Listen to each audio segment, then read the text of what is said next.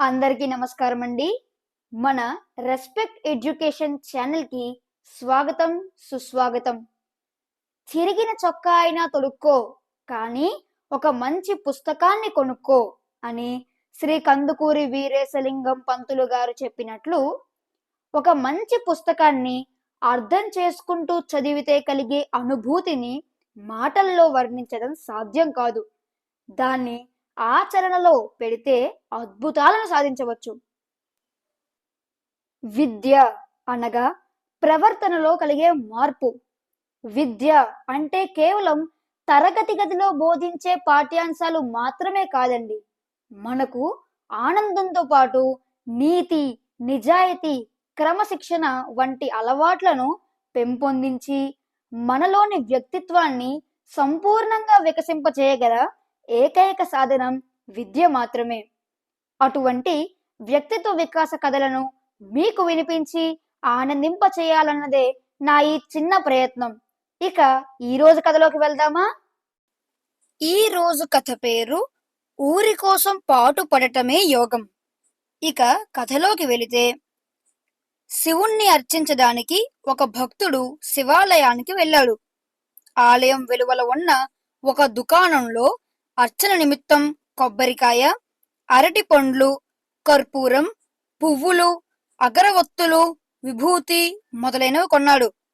ఈ పూజా సామగ్రిని ఆ భక్తుడు ఆలయంలో గర్భగుడిలో ఉన్న అర్చకునికి ఇచ్చి అర్చన చేయమని చెప్పాడు.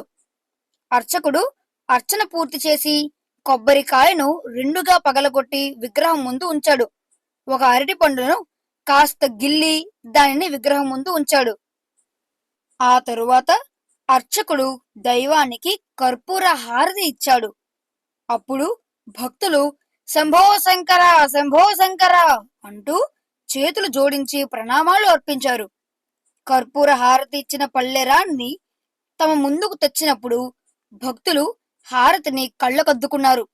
ఆ తరువాత అర్చకుడు కొబ్బరికాయ, అరటిపళ్ళు ఉంచిన చోట పళ్ళెరాన్ని పెట్టాడు. అప్పుడు కొబ్బరికాయ, అరటిపండు ఇలా దిగులు పడుతూ పరస్పరం మాట్లాడుకున్నాయి. కొబ్బరికాయ అరటిపండుతో, నన్ను రెండుగా పగలగొట్టి దైవ విగ్రహం ముందు ఉంచారు, నిన్ను గిల్లి విగ్రహం ముందు ఉంచారు. అప్పుడు ఈ భక్తులు మౌనంగా ప్రేక్షకుల్లా చూస్తూ ఉన్నారే తప్ప చేతులు జోడించి నమస్కరించలేదు. దీన్ని నువ్వు గమనించావా? బాగానే గమనించాను. అదే భక్తులు కర్పూర హారతి ఇస్తున్నప్పుడు మాత్రం దైవ నామాన్ని ఉచ్చరిస్తూ చేతులు జోడించి నమస్కరించారు. ఎందుకని? మనకు లభించని ఆ గౌరవము, ప్రాధాన్యము ఈ కర్పూరానికి మాత్రం ఎలా దక్కాయి? ఈ విధంగా అవి పరస్పరం మాట్లాడుకోసాగాయి. విశ్లేషణాత్మకమైన ఈ సంభాషణాంతంలో అవి కర్పూరం తనను దగ్ధం చేసుకుని భక్తులు దైవ విగ్రహాన్ని బాగా దర్శించడానికి దోహదపడింది. ఆ విధంగా కర్పూరం తనను తాను ఆత్మత్యాగం చేసుకోవడం వలనే దానికి అంతటి గౌరవ మర్యాదలు లభించాయని తేల్చుకున్నాయి.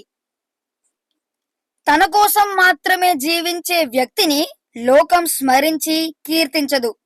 జనుల హితం కోసం ఎవరు తమను త్యాగం చేసుకుంటారో వారినే స్మరిస్తూ శ్లాఘిస్తారు. యోగం అంటే ఏమిటి అన్నదానికి ఒక మహాత్ముడు ఇలా వివరణ ఇచ్చాడు. ఊరికై పాటుపడటమే యోగం. శ్రేష్టత్వానికి గీటురాయి త్యాగమే. అది వ్యక్తి మాతృని ఉన్నతుని గావిస్తుంది, సమాజాన్ని ఉద్ధరిస్తుంది. తక్కిన సాధనల కన్నా త్యాగం సత్వరమే మనిషిని భగవంతుని వద్దకు చేరుస్తుంది. నిష్కామ బుద్ధి ఒకనిలో ఎంత ఎక్కువగా ఉంటుందో అతడు అంత ఆధ్యాత్మిక పరుడు, శివ సాన్నిధ్యం పొందినవాడు అవుతాడు. అతడు విద్యావంతుడైనా లేక నిరక్షర కుక్షి అయినా శివునికి ఇతరుల కన్నా దగ్గరైన వాడే. అతడికి ఈ సంగతి తెలిసి ఉండొచ్చు, తెలియకపోవచ్చు అని స్వామి వివేకానంద రామేశ్వర ఆలయ సందర్శన సమయంలో చేసిన ప్రసంగంలో చెప్పారు. మనుషులను 3 కోవలుగా వర్గీకరించవచ్చు. ఒక కోవకు చెందిన వ్యక్తులు కేవలం తమ కోసం మాత్రమే జీవిస్తారు. తమ భార్య, పిల్లల నిమిత్తమే బతుకుతారు. కరుడు కట్టిన స్వార్థంతో జీవిస్తారు. వీరు మృగాలు. రెండవ కోవకు చెందిన వారు తాము జీవిస్తూ తక్కిన వారిని కూడా జీవింపజేస్తారు. వీరు మనుష్యులు. మూడవ కోవకు చెందిన వ్యక్తులు కొందరు ఉంటారు. వీరు ఇతరుల కోసమే జీవిస్తారు. వీరిలో ముచ్చుకి రవ్వంత కూడా స్వార్థం ఉండదు. తమ కోసం వీరు ససేమేరా జీవించరు. ఇతరుల నిమిత్తం మాత్రమే జీవించే వీరు మహాత్ములుగా పేర్కొనబడుతున్నారు.